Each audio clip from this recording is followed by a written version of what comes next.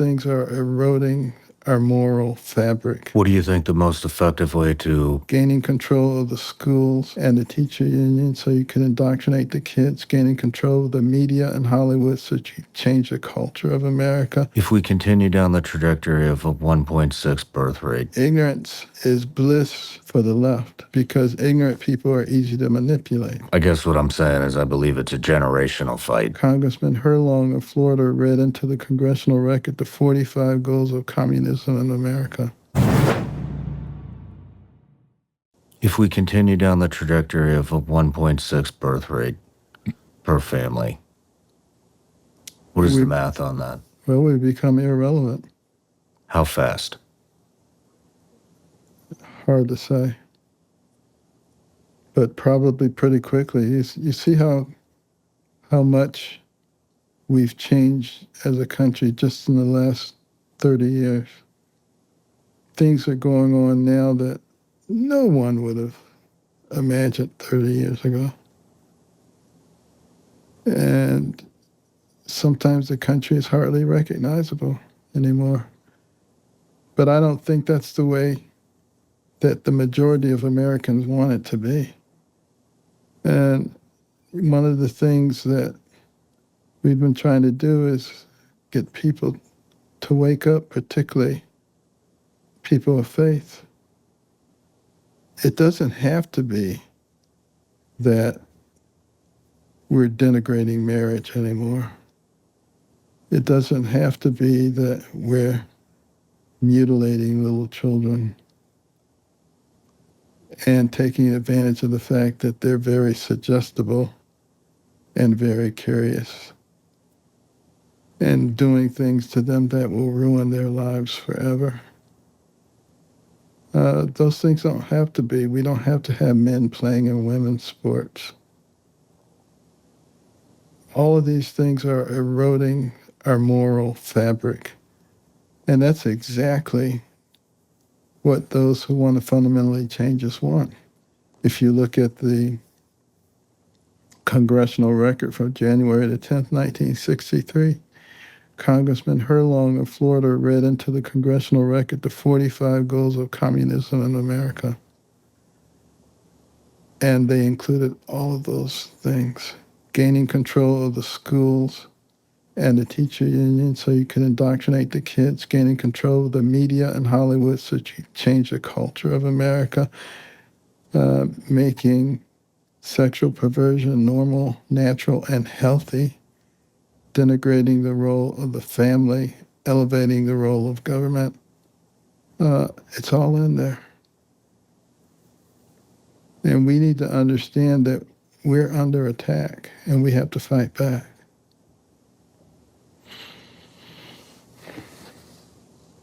Who do you think is orchestrating all of this? There have been people who have been opposed to the American way and American values since the very beginning. The Europeans thought that we were crazy. They said, you can't run a nation on the will of the people. You have to have a monarch. You have to have a ruler. But in today's world, we have to contend with the factions that still believe that socialism and communism is a better way of life. That you give control of your life over to others who will guarantee that they will take care of you from the cradle to the grave. Even though it's never worked anywhere else, there are still those who push that and will continue to push it. And they've gained a lot of momentum. You can see how a lot of the college students seem to be taking that as something that is good.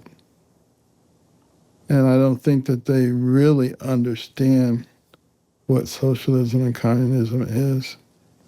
And they don't really understand how good they have it in this country and what the opportunities are in this country for success. But we have to continue to fight that fight. and bring people to the point where they actually will look at the data, will look at what has happened historically, will look around them and see who really has their best interest in mind and who is utilizing them. And I think that's a fight that's worth engaging in. What do you think the most effective way to fight this is? Education. One of the things that you'll notice that the leftists in this country do is they shield people from information. You'll notice that the mainstream media did a very good job of keeping people away from the knowledge of what was going on. I remember coming back from the airport, and I asked the limo driver what his thoughts were about Hunter Biden's computer, his laptop. He didn't know anything about it because he listens to the wrong news sources. Didn't know. It was a complete shock to hear about that. And a lot of these children that you see on these campuses rallying for Hamas and against Israel, they don't know anything. They're shouting about the river to the sea. They don't know what river. They don't know what sea. They don't know what the whole conflict is all about. They are manipulated because they're ignorant. And ignorance is bliss for the left because ignorant people are easy to manipulate. What about raising your kids? What about? I mean, I don't know. I think that one of the ways that I think it's going to be a long turnaround, if we turn it around. Mm-hmm. It seems like we're doing, making leaps and bounds right now, but we've seen that pendulum swing really far right and really far left. There doesn't seem to see much balance. Right. And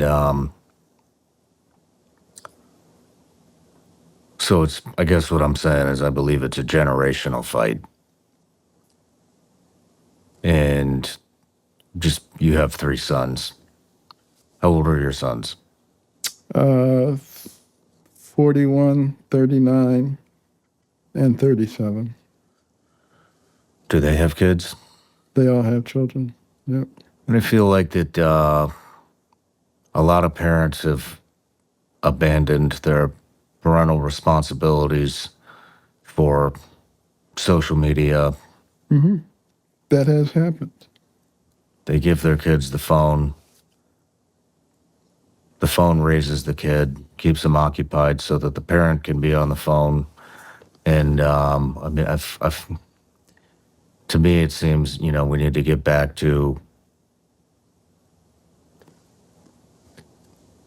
raising your kids, pouring into them, giving them everything you have, teaching them the values, not handing them the phone and no question about it.